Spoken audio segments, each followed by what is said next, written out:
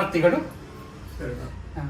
ಈ ದಿನ ನಾವು ನಮ್ಮ ಶರಣ ವಿಶ್ವವಚನ ಫೌಂಡೇಶನ್ನ ಮಹಾ ದಾಸೋಹಿಗಳಾದಂತಹ ಬೆಂಗಳೂರಿನ NGF ನಿವೃತ್ತ ಜನರಲ್ ಮ್ಯಾನೇಜರ್ ಅವರಾದಂತಹ ಶರಣರಾದಂತಹ ಶ್ರೀ NT ಸಿದ್ದರಾಮಣ್ಣನವರ ಸರ್ ಮತ್ತು ಶ್ರೀಮತಿ ಶಾರದಾ ಮೇಡಮ್ ಅವರ ಒಂದು ಗೃಹದಲ್ಲಿ ಇದ್ದೇವೆ. ನಮಸ್ಕಾರ. ಎಂತಹ ವ್ಯಕ್ತಿತ್ವ ಅಂದ್ರೆ ಇವರು ಇಡೀ ವಿಶ್ವವನ್ನೇ ಸುತ್ತಿ ಬಂದಿದ್ದಾರೆ. ಆದರೆ ವಿಶ್ವವನ್ನೇ ಸುತ್ತಿದ್ದೇನೆ ಅನ್ನೋ ಒಂದು ಅಹಂ ಕೂಡ ಅವರಲ್ಲಿ ಇಲ್ಲ. ಅಂತಹ ಒಂದು ಸರಳ ವ್ಯಕ್ತಿತ್ವದ ಆದರ್ಶ ಶರಣ ದಂಪತಿಗಳನ್ನ ಈ ದಿನ ನಾನು ನಿಮಗೆ ಪರಿಚಯನ ಮಾಡ್ತಾ ಇದ್ದೇನೆ. ನಮ್ಮ ಶರಣ ವಿಶ್ವವಚನ ಫೌಂಡೇಶನ್ ವತಿಯಿಂದ 3 ವರ್ಷಗಳ ಹಿಂದೆ ಆದರ್ಶ ಶರಣ ದಂಪತಿ ಅಂತ ಒಂದು ಪ್ರಶಸ್ತಿಯನ್ನ ಸ್ಥಾಪನೆ ಮಾಡಿದ.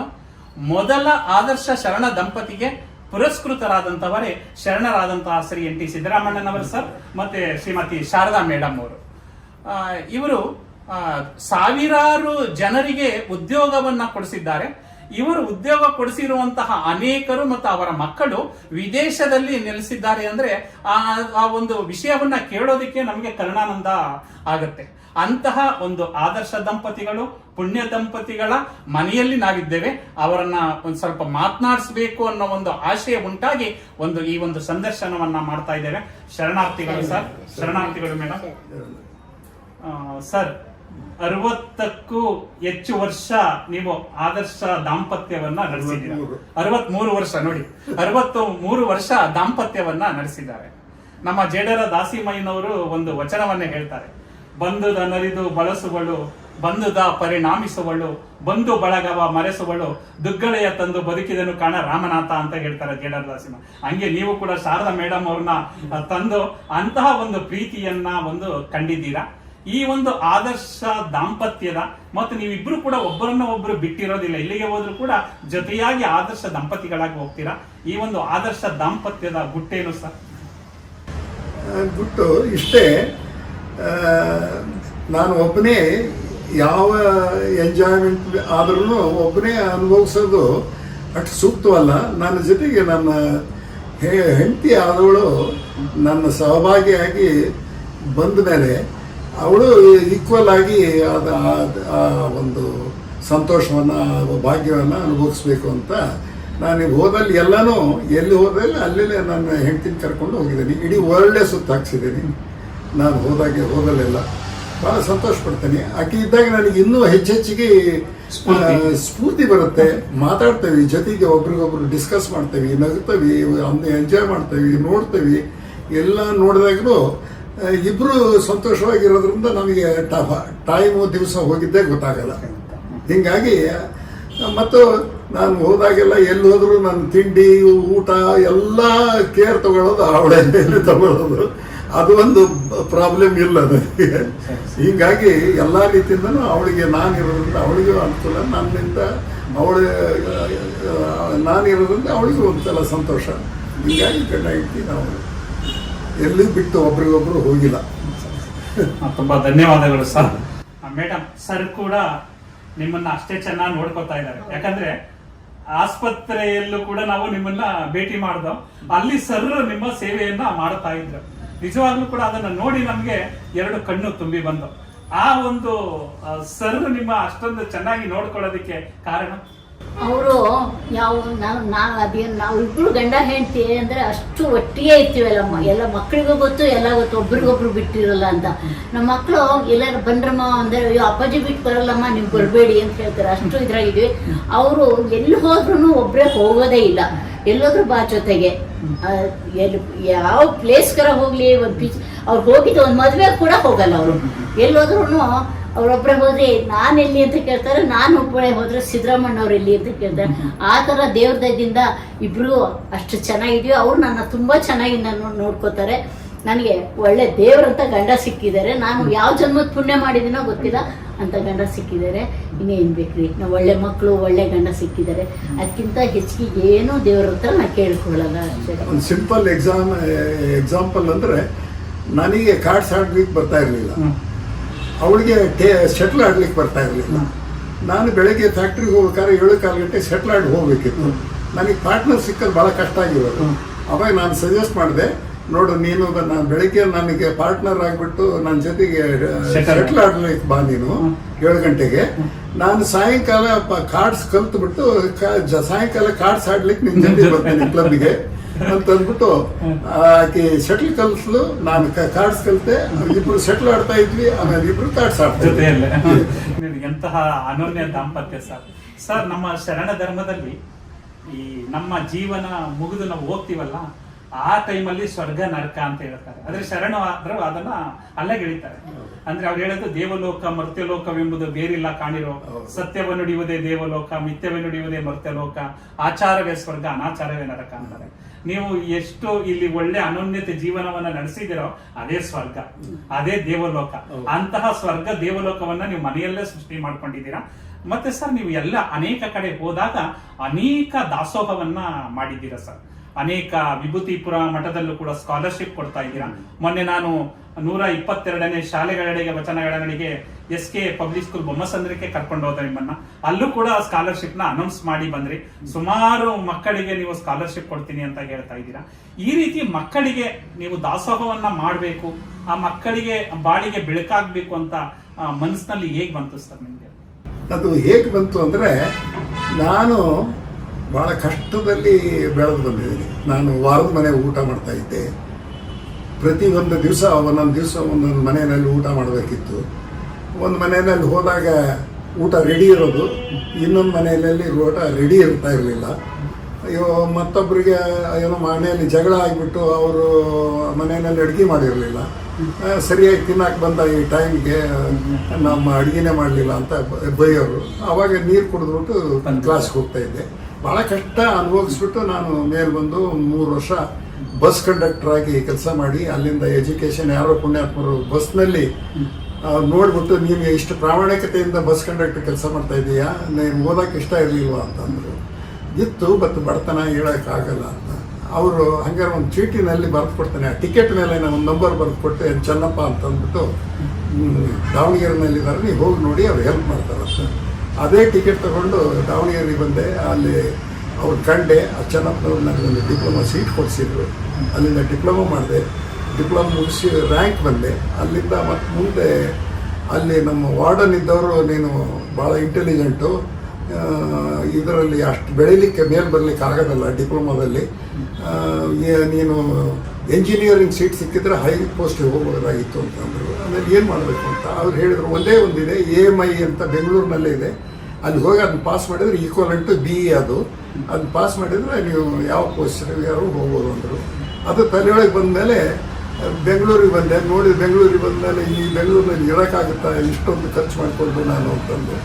ಆಮೇಲೆ ಆದರೂ ಧೈರ್ಯ ಮಾಡಿದೆ, ಅಪ್ಲಿಕೇಶನ್ ಹಾಕಿದೆ, ಸೀಟ್ ಸಿಕ್ತು. AMI ಫಸ್ಟ್ ಅಟೆಂಪ್ಟ್ನಲ್ಲಿ AMI ಪಾಸ್ ಮಾಡಿದೆ. ಪಾಸ್ ಮಾಡಿದ ತಕ್ಷಣ ನಾನು ವೆಸ್ಟ್ ಜರ್ಮನಿಗೆ ಸೆಲೆಕ್ಷನ್ ಆಯಿತು. NGFನಿಂದ ವೆಸ್ಟ್ ಜರ್ಮನಿಗೆ 1 ವರ್ಷ ಟ್ರೈನಿಂಗಿಗೆ ಸ್ಪೆಷಲೈಸೇಷನ್ಗೆ NGF ಕಳಿಸ್ಕೊಟ್ರು. ಅಲ್ಲಿ ಹೋಗಿ ಬಂದ ಮೇಲೆ 30 ವರ್ಷ NGFನಲ್ಲಿ ಕೆಲಸ ಮಾಡಿಬಿಟ್ಟು ಜನರಲ್ ಮ್ಯಾನೇಜರ್ ಆಗಿಬಿಟ್ಟು ರಿಟೈರ್ ಆದೆ. 4 ಜನ ಮಕ್ಕಳು, 2 ಗಂಡು ಮಕ್ಕಳು, 2 ಹೆಣ್ಮಕ್ಳು, 3 ಎಂಜಿನಿಯರ್ಸ್, ಒಬ್ಬರು ಡಾಕ್ಟ್ರು. ಅವರು ಚೆನ್ನಾಗಿ ಓದಿ ಎಲ್ಲರೂ ಅಮೆರಿಕಕ್ಕೆ ಹೋದರು. ನಾವು ಗಂಡ ಹೆಂಡತಿ ಇಲ್ಲಿ ಸುಖವಾಗಿ ಜೀವನ ಮಾಡ್ತಾ ಇದ್ದೀವಿ. ಧನ್ಯವಾದಗಳು ಸರ್. ಇಡೀ ನಿಮ್ಮ ಒಂದು ಜೀವನ ಚರಿತ್ರೆಯನ್ನೇ 5 ನಿಮಿಷಗಳಲ್ಲಿ ತೆರೆದು ಇಟ್ಟುಬಿಟ್ರಿ. ನಿಮಗಾದಂತಹ ಕಷ್ಟ ಮುಂದಿನ ಮಕ್ಕಳಿಗೆ ಆಗಬಾರದು ಅಂತ ಸಿದ್ದರಾಮಣ್ಣನವರ ಹಾಸ್ಟೆಲ್ ಅಂತ KR ಪುರಂ ಅಲ್ಲಿ ಸುಮಾರು ಸಾವಿರಾರು ಮಕ್ಕಳು ಆ ಒಂದು ಅನ್ನವನ್ನ ತಿಂದು ಅಲ್ಲಿ ತಮ್ಮ ಭವಿಷ್ಯವನ್ನ ಕಟ್ಕೊಂಡಿದ್ದಾರೆ. ಮತ್ತೆ ಅನೇಕ ಮಕ್ಕಳು ಸ್ಕಾಲರ್ಶಿಪ್ ಕೂಡ ಪಡೆದು ಅವರು ಕೂಡ ತಮ್ಮ ಭವಿಷ್ಯವನ್ನ ಕಟ್ಕೋತಾ ಇದ್ದಾರೆ. ಅಲ್ಲಮ್ಮ ಪ್ರಭುದೇವರ ಒಂದು ವಚನ ಬರುತ್ತೆ ಸರ್, ನಾ ದೇವನಲ್ಲದೆ ನೀ ದೇವನೇ, ನೀ ದೇವನಾದಡೆ ಎನ್ನನೇಕೆ ಸಲಹೆ, ಆರೈದು ಒಂದು ಕುಡಿತೆ ಉದಕವನೆರವೆ, ಹಸಿದಾಗ ಹೋಗರವನಿಕ್ಕುವೆ ನಾ ದೇವ ಕಾಣ ಗುಗೇಶ್ವರ ಅಂತ. ಅಂದ್ರೆ ದೇವ್ರ ಹತ್ರ ಹೋಗಿ ನೀನಲ್ಲ ಕಣಪ್ಪ ದೇವರು ನಾನು. ಯಾಕಂದ್ರೆ ಯಾರಾದ್ರೂ ದಾಹ ಅಂತ ಬಂದ್ರೆ ಅವ್ರಿಗೆ ನೀರನ್ನ ಕೊಡ್ತೀನಿ, ಯಾರಾದ್ರೂ ಹಸಿವು ಅಂತ ಬಂದ್ರೆ ಅವ್ರಿಗೆ ಊಟವನ್ನ ಕೊಡ್ತೀನಿ, ಅದಕ್ಕೆ ನೀನಲ್ಲ ದೇವರು ನಾನ್ ದೇವರು ಅಂತ ಹೇಳ್ತಾರೆ. ಹಂಗೆ ಅನೇಕರ ಬಾಳಿಗೆ ನೀವು ದೇವರಾಗಿದ್ದೀರ ಸರ್, ಖಂಡಿತ. ಯಾಕಂದ್ರೆ ಅನೇಕರ ಬಾಯಲ್ಲಿ ನಾನು ಕೇಳಿದ್ದೇನೆ, ಸಿದ್ದರಾಮಣ್ಣನವರು ಸರ್ ಅಂದ್ರೆ ಒಂದು ಶಕ್ತಿ ಇದೆ. ನಮ್ಮ ಮನೆಯಲ್ಲಿ ಒಂದು ಸಲ ನಮ್ಮದು ಶರಣು ಕುಟೀರ ಅಂತ ಶರಣು ವಿಶ್ವವಚನ ಫೌಂಡೇಶನ್ ಕಚೇರಿ ಮಾಡಿದ್ದೇವೆ. ನಮ್ಮ ಮಹಾದಾಸೋಹಿಗಳಾಗಿರೋದ್ರಿಂದ ನಿಮ್ಮ ಫೋಟೋವನ್ನು ಹಾಕಿದ್ದೀವಿ ಸರ್. ಸುಮಾರು ಜನ ಮೈಸೂರರು ಕೂಡ ಬಂದ್ರೆ ನಮ್ಮ ಸಿದ್ದರಾಮಣ್ಣನವರು ಸರ್ ಅಂತ, ಯಾಕಂದ್ರೆ ಮಾಜಿ ಶಾಸಕರಾದಂತ ತೋಂಟದಾರ್ಯ ಸರ್ ಕೂಡ ನಿಮ್ಮ ಬಗ್ಗೆ ಮನ ತುಂಬಿ ಹೊಗಳುತ್ತಾರೆ. ಮೊನ್ನೆ ಸುಧೀರ್ ಚೆಟ್ಟಿ ಅಂತ ಅವರ ತಂದೆ ನಿಮ್ಮ NGF ಅಲ್ಲಿ ಕೆಲಸವನ್ನ ಮಾಡಿದ್ರಂತೆ, ಅವರು ಕೂಡ ಹೊಗಳ್ತಾರೆ. ಇದು ಒಂದು ವಿಶೇಷವಾದದ್ದು ಸರ್. ನಿಮಗೂ ಮತ್ತು ಮಠಮಾನ್ಯಗಳಿಗೂ ತುಂಬಾ ಅವಿನಾಭಾವ ಸಂಬಂಧವಿದೆ. ಯಾಕಂದ್ರೆ ಆ ಮಠಮಾನ್ಯಗಳ ಹೆಸರನ್ನೇ ನಿಮ್ಮ ಮಕ್ಕಳಿಗೆ ಕರೆಯೋದ್ರ ಮುಖಾಂತರ ಒಂದು ಹೊಸ ಪರಂಪರೆಗೆ ನಾಂದಿ ಆಡಿದ್ದೀರಾ. ನಿಮ್ಮ ಮಕ್ಕಳಿಗೆ ಆ ಒಂದು ಮುರುಘಾ ಪರಂಪರೆಯ ಮಠದ ಹೆಸರನ್ನ ಇಟ್ಟಿದ್ದೀರಲ್ಲ, ಅದರ ಒಂದು ಗುಟ್ಟೇನು ಸರ್? ಯಾಕೆಂದ್ರೆ ನಾನು ದಾವಣಗೆರೆಗೆ ಡಿಪ್ಲೊಮಾ ಓದ್ಲಿಕ್ಕೆ ಬಂದಾಗ ನನಗೆ ಎಲ್ಲ ಹಾಸ್ಟೆಲಲ್ಲೂ ಅಪ್ಲಿಕೇಶನ್ ಹಾಕಿದೆ. ಆದರೆ ಬೇರೆ ಹಾಸ್ಟೆಲಲ್ಲಿ ನನಗೆ ಪರ್ಸೆಂಟೇಜ್ ನೋಡಿದ್ರೆ ಲೇಟ್ ಆಗಿತ್ತು ಅಂತ ಸೀಟ್ ಸಿಕ್ಕಲಿಲ್ಲ. ಆ ಒಂದು ವರ್ಷ ಚೆನ್ನಪ್ಪನವರು ನಮ್ಮ ಮನೆಯಲ್ಲೇ ಇರಲಿ, ನೆಕ್ಸ್ಟ್ ಇಯರ್ ನೋಡೋಣ ಅಂತಂದು ಅವರು ಒಂದು ಮನೆಯಲ್ಲಿ ಅವರೇ ಊಟ ಹಾಕಿ ಇಟ್ಕೊಂಡ್ರು ಒಂದು ವರ್ಷ. ನೆಕ್ಸ್ಟ್ ಇಯರ್ಗೆ ರ್ಯಾಂಕ್ ಬಂದೆ, ಫಸ್ಟ್ ಇನ್ ಫಸ್ಟ್ ಕ್ಲಾಸು. ಆವಾಗ ಎಲ್ಲ ಹಾಸ್ಟೆಲಲ್ಲಿ ಸೀಟ್ ಸಿಕ್ತು. ಆಮೇಲೆ ಜಯದೇವ್ ಹಾಸ್ಟೆಲಲ್ಲಿ ಟೋಟಲಿ ಫ್ರೀ ಸಿಕ್ತು. ಜಯದೇವ್ ಹಾಸ್ಟೆಲ್ ದಾವಣಗೆರೆಯಲ್ಲಿ ಅಲ್ಲಿ ಇದ್ದು ನನಗೆಲ್ಲ ಅನುಕೂಲ ಮಾಡಿ ಫ್ರೀಯಾಗಿ ಊಟ ಹಾಕಿಬಿಟ್ಟು ಡಿಪ್ಲೊಮಾ ಮುಗಿಯೋವರೆಗೂ ಏನೇನು ತೊಂದರೆ ಇಲ್ದಂಗೆ ನಾನು ಸೆಕ್ರೆಟರಿ ಆಗಿದ್ದೆ, ವೈಸ್ ಪ್ರೆಸಿಡೆಂಟ್ ಆಗಿದ್ದೆ. ಎಲ್ಲ ಹಾಸ್ಟೆಲಲ್ಲಿ ಎಲ್ಲ ಮ್ಯಾನೇಜ್ಮೆಂಟ್ನಲ್ಲೂ ಭಾಗವಹಿಸಲಿಕ್ಕೆ ಅವಕಾಶ ಸಿಕ್ತು. ಅಂಥ ಅವಕಾಶನ ಹಾಸ್ಟೆಲ್ ನನಗೆ ಕೊಟ್ಟಿದ್ದಕ್ಕೋಸ್ಕರ ಮುರುಘರಾಜೇಂದ್ರ ಸ್ವಾಮಿಗಳಿಗೆ ಭಾಳ ನನ್ನ ಅಭಿಮಾನ. ನಾನು ಕೆಲಸಕ್ಕೆ ಸೇರಿದಾಗಿಂದ ಒಂದು 10% ಸ್ಯಾಲ್ರಿನ ಒಂದು ಸಪ್ರೇಟ್ ಅಕೌಂಟ್ನಲ್ಲಿ ಇಟ್ಬಿಟ್ಟು ಅದು ಒಂದು ಅಮೌಂಟ್ ಆದ ತಕ್ಷಣ DD ಮಾಡಿಬಿಟ್ಟು ಕಳಿಸ್ಬಿಟ್ಟು ಅವ್ರಿಗೆ ಹಾಸ್ಟೆಲಿಗೆ ದಾವಣಗೆರೆಗೆ ನಾನು ರಿಟೈರ್ ಆಗೋದ್ರೊಳಗೆ 7 ರೂಮ್ ಕಟ್ಟಿಸ್ಕೊಟ್ಟೆ. ಅಲ್ಲಿ 7 ರೂಮು. ಅದನ್ನು 90% ಮಾತ್ರ ನಮ್ಮ ಮನೆಗೆ ತಗೊಂಡ್ಬರ್ತಾ ಇದ್ದು, 10% ಅದನ್ನ ಕಳಿಸ್ತಾ ಇದ್ದು. ಅದೇ ರೂಢಿ ಆಗೋಯ್ತು. ಆಮೇಲೆ ಅಷ್ಟು ಮಾಡಿದ ಮೇಲೆ ಮುರುಘರಾಜೇಂದ್ರ ಸ್ವಾಮಿಗಳು ನಾನು ಪ್ರತಿಯೊಂದು ನನ್ನ ಜೀವನದಲ್ಲಿ ಬದಲಾಗಿದ್ದೇ ಮುರುಘರಾಜೇಂದ್ರ ಸ್ವಾಮಿಗಳ ಮಠದಿಂದ ನಾನು ಮುಂದೆ ಬಂದೆ. ಅದಕ್ಕೆ ಅವ್ರ ಹೆಸರನ್ನ ಪರ್ಮನೆಂಟ್ ಆಗಿಡಬೇಕು ಅಂತ ನಾನು ಏನೇ ಮಾಡಲಿ, Murugharajendra charitable trust, Murugharajendra transport, Murugharajendra industries, ಮನೆಗೆ ಮುರುಘರಾಜೇಂದ್ರ, ಮತ್ತು ಮಕ್ಕಳಿಗೆ ಮುರುಘಾ, ರಾಜ, ಇಂದು, ರಜನಿ ಅಂತಂದು ಅವ್ರ ಹೆಸರಿನ ಮೇಲೆ ನಾನು ಮೇಲ್ ಬಂದೆ ಅಂತಂದು ಪೂರ್ತಿ ಅವ್ರು ನನ್ನ ಜೀವನನೇ ಅವ್ರು ಚೇಂಜ್ ಮಾಡಿರೋದು. ಅದಕ್ಕೋಸ್ಕರ ಅವರೇ ಮುರುಘರಾಜೇಂದ್ರ, ಇನ್ನೇನು ಇಲ್ಲ ನನಗೆ ಬೇರೆ ಯಾವ.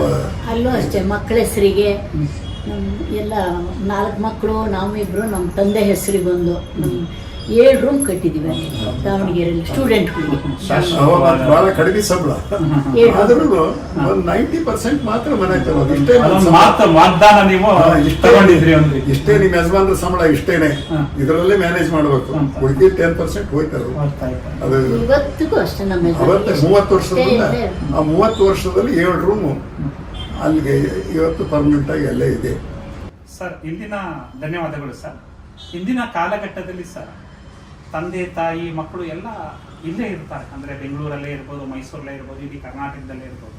ನಾವು ಅನೇಕ ಮನೆಗಳಿಗೆ ಭೇಟಿ ಕೊಡ್ತಾ ಇರ್ತೀವಿ. ತಂದೆ ತಾಯಿಗಳು ಕೆಳಗಡೆ ಇರ್ತಾರೆ ಅಥವಾ ಮಕ್ಕಳು ಮೇಲೆ ಇದ್ಕೊಂಡು ಅವ್ರ ಜೀವನ ಅವ್ರು ನೋಡ್ಕೊತಾ ಇರ್ತಾರೆ, ತಂದೆ ತಾಯಿಗಳು ಅವ್ರು ನೋಡ್ಕೊತಾ ಇರ್ತಾರೆ. ಬಟ್ ನಿಮ್ಮ ಮಕ್ಕಳು ಅಮೇರಿಕಾದಲ್ಲಿ ಎಲ್ಲ ಇದ್ರೂ ಕೂಡ ಎಷ್ಟೊಂದು ನೀವು ಮಕ್ಕಳನ್ನ ಪ್ರೀತಿಸ್ತಾ ಇದ್ದೀರಾ. ಮಕ್ಕಳು ಕೂಡ ನಿಮ್ಮನ್ನ ಎಷ್ಟು, ನಾನು ಏನಾದ್ರು ಒಂದು ಮಾತು ಅಂದ ತಕ್ಷಣ 2 ದಿನಕ್ಕೆ ಅಮೆರಿಕದಿಂದ ಇಲ್ಲಿಗೆ ಬರ್ತಾರೆ ಅಂದ್ರೆ ಆ ಪ್ರೀತಿಯನ್ನ ನೋಡಿದ್ರೆ ನಮಗೆ ಖುಷಿ ಆಗುತ್ತೆ. ಈ ಒಂದು ಪ್ರೀತಿ ಆ ರೀತಿಯ ಒಂದು ಇಬ್ಬರಲ್ಲೂ ಕೂಡ ಒಂದು ಆ ವೃದ್ಧಿ ಆಗೋದಿಕ್ಕೆ ಆ ಪ್ರೀತಿ ಕಾರಣ ಏನು ಸರ್? ನನ್ನ ಯಜಮಾನ್ರಿಗೆ ಒಂದ್ಸಲ ಆಪರೇಷನ್ ಆಗಿ ಮಡ್ರಾಸ್ನಲ್ಲಿ ಆಗಿತ್ತು. ಇನ್ನೊಂದು ಹಾರ್ಟ್ ಅಟ್ಯಾಕ್ ಆಗಿಲ್ಲ, ಆಂಜಿಯೋಗ್ರಾಮ್ ಮಾಡಬೇಕು ಅಂದಾಗ ಆಪರೇಷನ್ ಆಯಿತು. ಇನ್ನೊಂದು ಆಪರೇಷನ್ ಮಾಡಬೇಕು ಅಂತೇಳಿ ಮಣಿಪಾಲ್ನಲ್ಲಿ ಅಂದರೆ ಯಾರೋ ಒಬ್ರು ನಿಮ್ಮ ತಂದೆ ಹಾಸ್ಪಿಟ್ಲಿಗೆ ಸೇರಿಸಿದ್ದಾರೆ, ಆಂಜಿಯೋಗ್ರಾಮ್ ಮಾಡ್ತಾ ಇದ್ದಾರೆ ಹೀಗಂದ ತಕ್ಷಣ ನನ್ನ 2ನೇ ಮಕ್ಕಳೆಲ್ಲ ಇನ್ನೂ ಅವರಷ್ಟು ಸ್ಟ್ಯಾಂಡರ್ಡ್ ಆಗಿ ಇರಲಿಲ್ಲ. ಎಷ್ಟು ವರ್ಷ ಆಯ್ತು? ಸುಮಾರು 20-30 ವರ್ಷ ಆಯ್ತು. ನಾವು 30 ವರ್ಷ ಆಯ್ತು. ಅಷ್ಟು ಇನ್ನೂ ಅವಾಗ ತಾನೇ ಜಾಬಿಗೆ ಸೇರಿದ್ರು. ಅಷ್ಟು ದುಡ್ಡು ಇರಲಿಲ್ಲ ಅಮೆರಿಕಾದಲ್ಲಿ. ಅಂದ್ರೆ ಒಬ್ರು ಇಮಿಡಿಯೇಟ್ ಆಗಿ ಎಲ್ಲ ದುಡ್ಡು ಸೇರಿಸ್ಕೊಂಡು ಬಂದು ಅವರಪ್ಪನ ಡಾಕ್ಟರ್, ನಾನು ಇಲ್ಲಿ ಆಪರೇಷನ್ ಮಾಡಲ್ಲ, 2ನೇ ಆಪರೇಷನ್ ಅಮೆರಿಕಕ್ಕೆ ಕರ್ಕೊಂಡೋಗೇ ಮಾಡಿಸೋದು ಅಂತ. ಡಾಕ್ಟರ್ ಇಲ್ಲ ನಾನು ಕಳ್ಸಲ್ಲ ಅಂದ್ರೆ ಯಾಕೆ ಕಳ್ಸಲ್ಲ ಅಂತ ಹಠ ಮಾಡಿ ಕರ್ಕೊಂಡೋಗಿ ಅಮೆರಿಕ ಫಸ್ಟ್, ಅದರಲ್ಲಿ ಕಷ್ಟ ಆದ್ರೂ ಅವ್ರ ಅಪ್ಪ ಮಾಡ್ಕೊಂಡ್ಬರ್ಬೇಕಂತ ಫಸ್ಟ್ ಕ್ಲಾಸ್ ಟಿಕೆಟ್ ತಗೊಂಡು ಕರ್ಕೊಂಡೋಗಿ ಅಲ್ಲಿ ನನ್ನ ಮಕ್ಕಳು ಆಪರೇಷನ್ ಮಾಡಿಸಿದ್ರು. ಅದು- ಲೋನ್ ತೆಗೆದು ಆಪರೇಷನ್ ಮಾಡಿಸಿದ್ರು. ಅದಾಗಿ 30 ವರ್ಷ ಆಯ್ತು ನೋಡಿ ಸರ್. ಸರಿ. ಒಂದು BP ಇಲ್ಲ, ಒಂದು ಶುಗರ್ ಇಲ್ಲ, ಏನು ಇಲ್ಲ ಅಂತ ಇವತ್ತಿಗೆ. ನನ್ನ ಮಕ್ಕಳು ಎಂತ ಮಕ್ಕಳು ಸರ್, ಲೋನ್ ನಲ್ಲಿ ತಗೊಂಡೋಗಿ ನಮ್ಮ ಯಜಮಾನ್ರನ್ನ ಅಮೆರಿಕದಲ್ಲಿ ಆಪರೇಷನ್ ಮಾಡಿದ್ರು ಅಂದ್ರೆ ಇನ್ನೆಂತ ಮಕ್ಳು ಇರ್ಬೇಕು ಖಂಡಿತ. ಅದೇ ನಾನು ಹೇಳೋದು, ಪಕ್ಕದಲ್ಲಿದ್ರೆ ಅವ್ರಿಗೆ ಒಂದು ಊಟ ಕೊಡೋದಾಗ್ಲಿ ಏನಾಗ್ಲಿ ನೋಡ್ಕೊಡಲ್ಲ. ಇವಾಗ- ಅಮೆರಿಕದಿಂದ ಬಂದು ನಿಮ್ಮನ್ನ ಕರ್ಕೊಂಡೋಗಿ ಅಂತ ಮಕ್ಕಳನ್ನ ನಾವು ಪಡೆದಿರೋದು ನಮ್ಮ ಪುಣ್ಯ. ಅದಕ್ಕೆ ಸ್ವಾಮಿಗಳು ಹೆಸರು ಇಟ್ಟಿದ್ದಕ್ಕೆ ಅಂತ ಮಕ್ಕಳು ಆಗಿದ್ದಾರೆ ಅಂತೀನಿ. ಈಗ ಫೋನ್ ಮಾಡೋದಕ್ಕೆ ನಾಡ್ದು ಕರ್ಸ್ತೀನಿ ಎಲ್ಲರೂ ಅಷ್ಟೇ. ಎಲ್ಲರೂ. ಆಲ್ ದಿ ಫೋರ್ ನಮ್ಮ ತಂದೆ ತಾಯಿ ಅಂದ್ರೆ ಅವ್ರಿಗೆ ಪ್ರಾಣ. ಹಾ.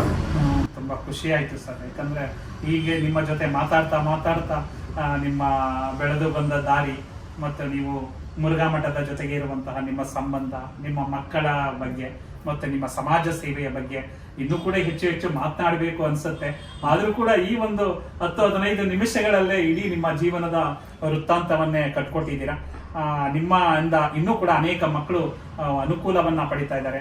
ಇಂತಹ ಅನುಕೂಲ ಇನ್ನೂ ಕೂಡ 1000 ವೃದ್ಧಿಯಾಗಿ ಇನ್ನೂ 100 ವರ್ಷ ಬಾಳಿ ನಿಮ್ಮ ದಂಪತಿಗಳು ಈ ಒಂದು ಸಮಾಜಕ್ಕೆ ಆಸ್ತಿ ಆಗಲಿ ಅಂತ ಹೇಳ್ತಾ, ನಮ್ಮ ಶರಣು ವಿಶ್ವವಚನ ಫೌಂಡೇಶನ್ನ ಆಜೀವ ಸದಸ್ಯರಾಗಿ, ದತ್ತಿ ದಾಸೋಹಿಗಳಾಗಿ, ಈಗ ಮಹಾದಾಸೋಹಿಗಳಾಗಿ ನಮ್ಮ ಎಲ್ಲಾ ಕಾರ್ಯಕ್ರಮಗಳನ್ನ ಪ್ರೋತ್ಸಾಹ ಮಾಡ್ತಾ ಇದ್ದೀರಾ. ನಿಮ್ಮಿಂದೇ ಇಂದು ಇಷ್ಟು ಕಾರ್ಯಕ್ರಮಗಳನ್ನ ಮಾಡೋದಕ್ಕೆ ಸಾಧ್ಯ ಆಗ್ತಾ ಇದೆ. ನಿಮ್ಮಂತಹ ಪುಣ್ಯ ದಂಪತಿಗಳಿಗೆ ನಮ್ಮ ಶರಣು ವಿಶ್ವವಚನ ಫೌಂಡೇಶನ್ ವತಿಯಿಂದ, ಎಲ್ಲಾ ಸದಸ್ಯರ ವತಿಯಿಂದ ಭಕ್ತಿಪೂರ್ವಕ ಶರಣಾರ್ಥಿಗಳನ್ನ ಅರ್ಪಿಸ್ತಾ ಇದ್ದೀವಿ. ಇದಕ್ಕೆಲ್ಲ ನಾವು ಇವತ್ತು ಏನಿದೆ ಅದಕ್ಕೆಲ್ಲ ಮುರುಘರಾಜೇಂದ್ರ ಸ್ವಾಮಿಗಳೇ ಕಾರಣ ಅಂತ ನನ್ನ ಅಭಿಪ್ರಾಯ. ಅದಕ್ಕೋಸ್ಕರ ಇನ್ನು ಮುಂದೆ ಏನೇ ಆದ್ರೂ ನಾನು ಮುರುಘರಾಜೇಂದ್ರನ ಹೆಸರು ಇಟ್ಟೇ ಮುಂದೆ ಹೋಗ್ಬೋದು. ಒಳ್ಳೆ ಬಸವಣ್ಣವರು ಅಂದ್ರೆ ಅಷ್ಟೇನೆ ಅಲ್ಲಿ ಕೂಡು ಸಂಗಮದಲ್ಲಿ. ಯಾಕಂದ್ರೆ ಬಸವಣ್ಣವರು, ಯಾಕೆ ನಾನು ಬಸವಣ್ಣವ್ರನ್ನ ಅಷ್ಟು ಹಚ್ಕೊಂಡಿದ್ದೀನಿ ಅಂದ್ರೆ, ಬಸವಣ್ಣವ್ರ ಪ್ರಿನ್ಸಿಪಲ್ ಇಡೀ ಒಂದು ದೇಶಕ್ಕಲ್ಲ, ಒಂದು ರಾಷ್ಟ್ರಕ್ಕಲ್ಲ, ಒಂದು ದೇಶಕ್ಕಲ್ಲ, ಈ ಜಗತ್ತಿಗೆ ಸೀಮಿತ. ಎಷ್ಟೋ ಅಡ್ವಾನ್ಸ್ ಸ್ಟೇಟ್ ನಲ್ಲಿ, ಕಂಟ್ರಿನಲ್ಲಿ ಹೆಣ್ಣು ಮಕ್ಕಳಿಗೆ ಸ್ವಾತಂತ್ರ್ಯ ಇರಲಿಲ್ಲ, ಅವ್ರಿಗೆ ವೋಟಿಂಗ್ ಪವರ್ ಇರಲಿಲ್ಲ.